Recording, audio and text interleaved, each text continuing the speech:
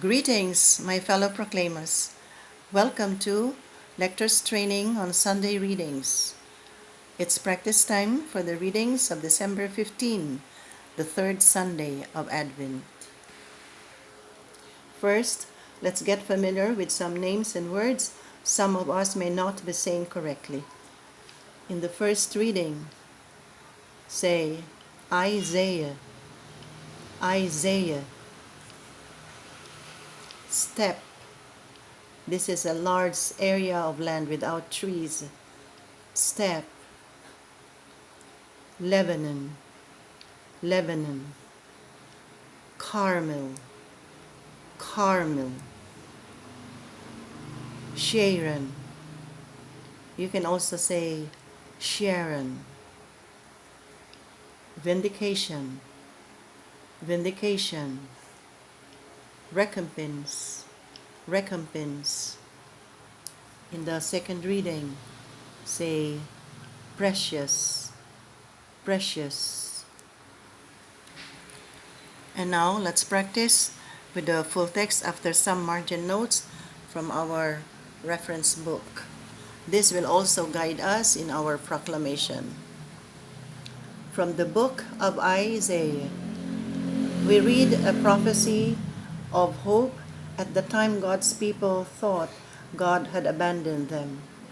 And so here we read lines full of joy and hope. Here direction is being given. In this part, we are told to emphasize every word. Here, speak with firmness and conviction.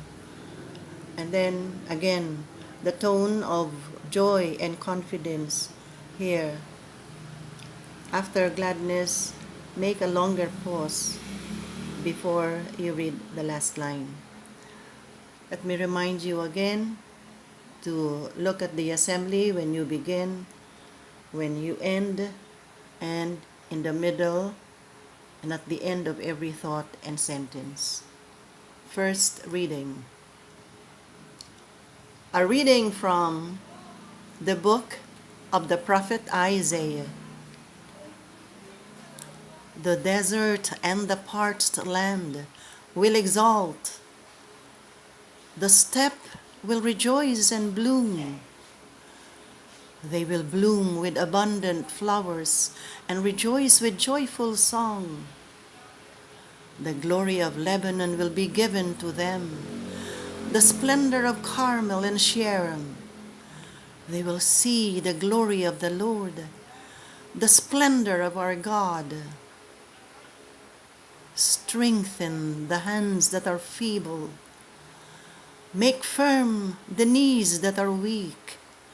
Say to those whose hearts are frightened, be strong, fear not. Here is your God. He comes with vindication, with divine recompense. He comes to save you. Then will the eyes of the blind be opened, the ears of the deaf be cleared. Then will the lame leap like a stag. Then the tongue of the mute will sing. Those whom the Lord has ransomed will return and enter Zion singing, crowned with everlasting joy. They will meet with joy and gladness. Sorrow and mourning will flee. The word of the Lord. In the second reading, James 2 is preparing the people for the coming of our Lord Jesus Christ. When the letter of James was written, that coming, they thought, was overdue.